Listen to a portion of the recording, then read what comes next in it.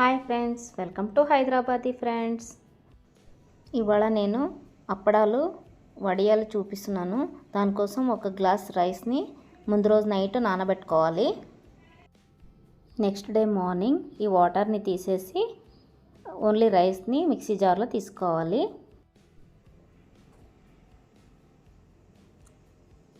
దీంట్లో half glass water పోసుకొని మెత్తగా పేస్ట్ లాగా చేసుకోవాలి. అసలు బరకగా ఉండకూడదు, స్మూత్ పేస్ట్ అవ్వాలి. ఏ గ్లాస్తో రైస్ తీసుకున్నామో అదే గ్లాస్తో హాఫ్ గ్లాస్ వాటర్ తీసుకోవాలి. ఇలా స్మూత్గా పేస్ట్ చేసుకొని పక్కన ఉంచుకోవాలి. నెక్స్ట్ వచ్చేసి స్టవ్ మీద గిన్నె పెట్టుకొని ఏ గ్లాస్తో రైస్ తీసుకున్నామో ఆ గ్లాస్తో 12 నుండి 13 గ్లాసులు అయితే వాటర్ అయితే పడుతుందండి. ఇప్పుడు సాల్ట్ వేసుకోవాలి. సాల్ట్ తక్కువనే వేసుకోండి. ఇప్పుడు నీళ్ళు మరుగుతున్నాయి కదా, ఇప్పుడు ఆ పిండిని ముందుకు గ్రైండ్ చేసుకున్నాం కదా, ఆ పిండిని సన్నగా కొద్ది కొద్దిగా వేసుకుంటూ కలుపుకుంటూ ఉండాలి, లేదంటే ఉండలు కడుతుంది. ఈసారి ఎండలు చాలా ఉన్నాయండి, ఒకటే రోజుకే ఆరిపోతాయి అప్పడాలు. ఇలానే మొత్తం పిండిని వేసుకొని కలుపుకోవాలి. ఇది ఉడకడానికి అయితే 10 to 15 మినిట్స్ పడుతుందండి. మీకు తెలియకపోతే ఒక బౌల్లో వాటర్ తీసుకొని దాంట్లో ఈ పిండిని కొద్దిగా వేసి చూడాలి. అది వాటర్లో వేయగానే డ్రాప్ లాగా ఉండిపోతుందండి. అలా అయితే అయినట్టు, లేదంటే చిక్కబడిపోయి అప్పడాలు లావుగా వచ్చేస్తాయి. చూడండి, ఇలా డ్రాప్ లాగా ఉండిపోవాలి బౌల్లో. ఇప్పుడు స్టవ్ ఆఫ్ చేసుకొని జీలకర్ర, నువ్వులు వేసుకొని కలుపుకొని పైన ప్లాస్టిక్ కవర్ వేసేసి ఎండలో పెట్టేసుకోవాలి. వీటిని 2 days ఎండబెట్టుకోవాలండి. ఈవినింగ్ తీసుకొచ్చాక ఊడదీసి మళ్ళీ రివర్స్గా పెట్టేసుకోవాలి. బాగా ఎండలో ఎండనివ్వాలి. వచ్చేసి మినప వడియాలు. దానికోసం ఒక గ్లాస్ మినపప్పుని ఎండలో పెట్టుకొని పౌడర్ చేసుకోవాలి. ఒక గ్లాస్ మినప్పిండికి ఒక గ్లాస్ నువ్వులు పడతాయండి. అంటే 1.5 గ్లాస్ ఉంది కదా మినపపిండి, దానికి 1.5 గ్లాస్ నువ్వులు వేసుకున్నాము. ఆ తర్వాత జీలకర్ర, సాల్ట్ రుచికి తగినంత. ఇప్పుడు కొద్ది కొద్దిగా వాటర్ వేసుకుంటూ పిండిని గట్టిగా తడుపుకోవాలి.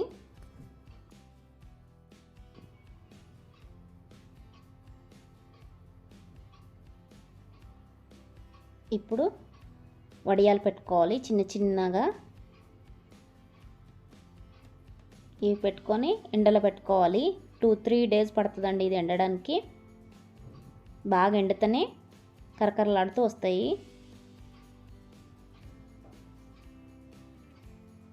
చాలా టేస్టీగా ఉంటాయి. నెక్స్ట్ వచ్చేసి మినప అప్పడాలండి. షాప్లో దొరుకుతాయి కదా అవి. దానికోసం 2 గ్లాస్ మినపప్పు తీసుకున్నాము. హాఫ్ గ్లాస్ పెసరపప్పు, రుచికి తగినంత సాల్ట్ వేసుకోవాలి. 1 టేబుల్ స్పూన్ సోడా వేసుకోవాలి. సోడా వేసుకోవడం వల్ల అప్పడాలు పొంగుతాయండి. ఇప్పుడు కొద్ది కొద్దిగా వాటర్ వేసుకొని గట్టిగా తడుపుకోవాలి. ఆ తర్వాత పిండిని 2 to 3 hours మూత పెట్టేసి ఉంచేసుకోవాలి.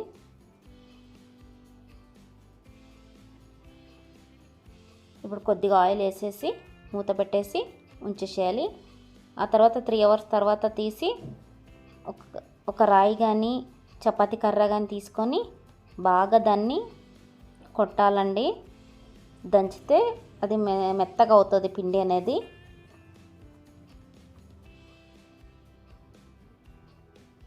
ఇప్పుడు చిన్న చిన్న బాల్స్ లాగా చేసుకొని అప్పడాలు చేసుకోవాలి.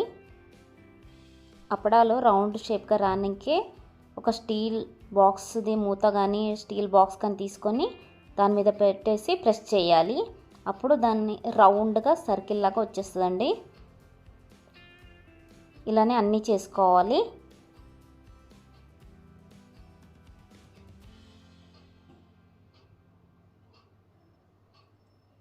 చూసారా ఎంత రౌండ్గా వస్తున్నాయో.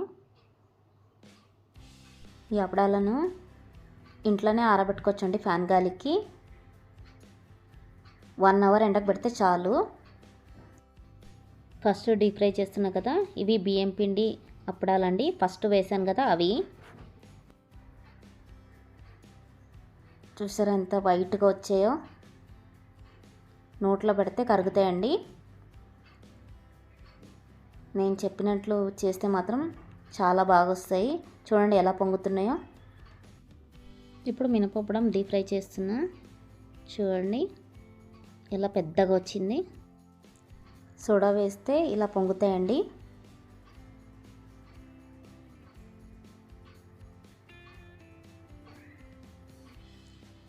ఇప్పుడు మినప వడియాలు దేవుతున్నా చూడండి.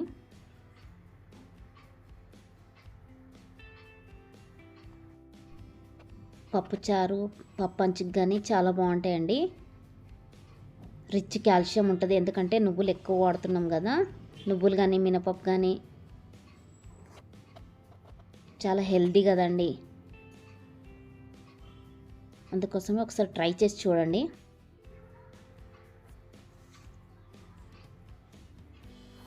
మా వీడియో కనుక మీకు నచ్చినట్లయితే లైక్ చేయండి, షేర్ చేయండి, సబ్స్క్రైబ్ చేయండి. Bye friends.